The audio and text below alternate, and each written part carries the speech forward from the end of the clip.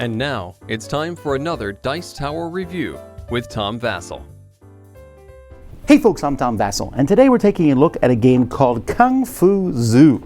Now, I actually saw this game, and maybe you have too, if you happen to be watching our Origins 2016 live feed at one point, where I basically invited anyone to come on and bring on a game.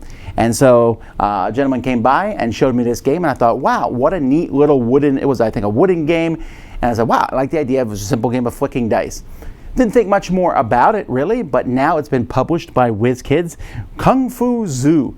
This is a game where you're flicking dice on a board, trying to knock other people's dice down into the cages, the holes. Here's how it plays.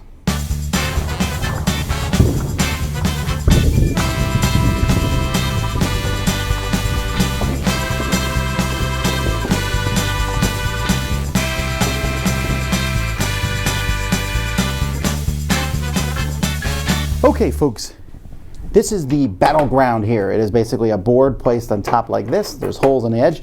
Each team, then you're gonna pick a team of either the zebras, the cheetahs, the gorillas, or the elephants. There's two sides because there's two games, the cage battle and the points battle. So you get your dice. So here's the zebra dice, and here are the different dice for the different players. So we'll take a look. Each die is an animal. You have a head on one side, butt on the back, arms and legs, feet, and then your back. So when it's your turn, you're going to put a die here on one of the four center dots on the side and flick it into the arena. The next person is going to do the same thing. Now they're going to be trying to knock your dice in the hole, but on the very first turn of the game, the second player, if they want to hit you, that's fine, but they have to bounce off a wall. That didn't work. And so now it's my turn. Now I'm going to try and take the other team out. And so each person is woo-hoo-hoo-hoo. Well, now this guy went flying out, so he's out of that round.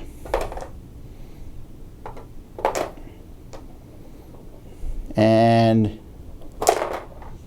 okay, so now we keep going because it's a cage battle, and we're trying to either take out or stun all your opponents.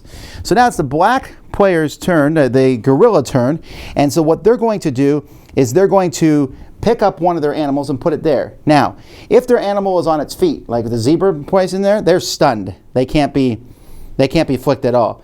If they're face up, you can put them anywhere. So, is anyone face up? Well, yeah, this guy's face up.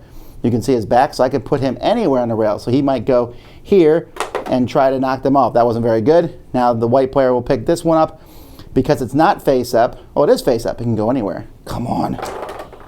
I'm not very good at flicking. If they're not face up, then like if I use this one, I have to put them on a center dot somewhere. All right. Man, come on now. Let's see what we can do here. Oh, he went down the hole himself. When you go down here, you're caged and you're out. So you're going to keep doing this until one person. So black has 2 dice left. White only has 2 dice left because 2 of their dice are stunned. The first person to take out all the other dice is the winner. Each player also has a special ability that they can use in your turn. So the gorilla's here. Instead of flicking from the rail, you can flick your gorilla off the top of a stunned gorilla. Or the cheetah, move a non-stunned cheetah to a new location in the area. And you can do these once per turn. If you play on the other side, you're just going to flick all 4 of your dice into the arena, and then you're going to get points based on what side up they are. You can still knock your opponents into the holes to make them worth nothing. And there are rules to play with 3 or 4 players. And there's also the All Valley Cage Battle rules where that I like to play, in which you basically have to knock all your opponents into the hole to win the game. And you can flick your stunned creatures if you want to, but you have to use your non-dominant hand or your pinky finger, both of which are kind of a pain to do. That's how you play. The game is really kind of all about these dice. Really, really good quality dice. I like definite dice, the nice etchings in these. A game where you're flicking, that's good. And then basically that and the board. You know, and the dice, this board sits in there nicely, and it's really easy for those dice to fall down these holes. These boards themselves are also good quality and really like the artwork. It's just not a lot of components, but very well done ones. Okay, so this is an amazingly cool, entertaining little game. There's not a lot to it, right? It's just some dice that you're flicking. If it had been some dice flicking them into the holes, I think I would have enjoyed it right there without the animals. But the cute animal dice, I mean, these are really great dice. Some of my favorite dice ever in a game. I really like these dice. that helps, and the special abilities. Now, like I said, I prefer the cage match where you're just trying to knock people down in a hole. The points battle is okay, right? But there's some randomness to it because you're just going to be landing on a certain side. You can't really control that. But the one where you're just trying to knock the other, I mean, you can knock people out. It's not bad, but the cage battle where knocking everyone down, and oh, I really like that. It's fun. I like saying, oh, I can flick my stun creatures, but only with my pinky finger and my opposite hand. That's really, it's just a simple concept. This is the kind of game that they should sell at Toys R Us, really. Because this is a game that I could bring to almost anyone's house and say, here, play this, and they would love it. Kids will like it. Kids do like it. Adults would like it. Adults do like it. This is just a game that kind of goes across the genre. There's a lot of flicking games in the market, right? And this is not one of the most, so many options. No, you're flicking dice, trying to knock other people down in the holes. Almost like a dice version of, pool to some degree. But everyone understands pool.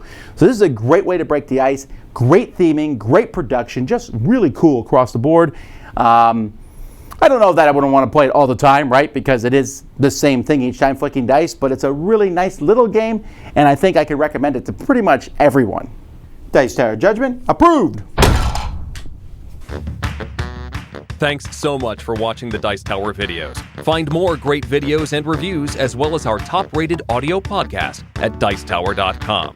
You can also find other great shows at Dicetowernetwork.com. I'm Eric Summerer, and you've been watching The Dice Tower. The Dice Tower is sponsored by Cool Stuff Inc., where you can find great games for great prices. Cool stuff in stock. Check them out at CoolStuffInc.com. Shut the door.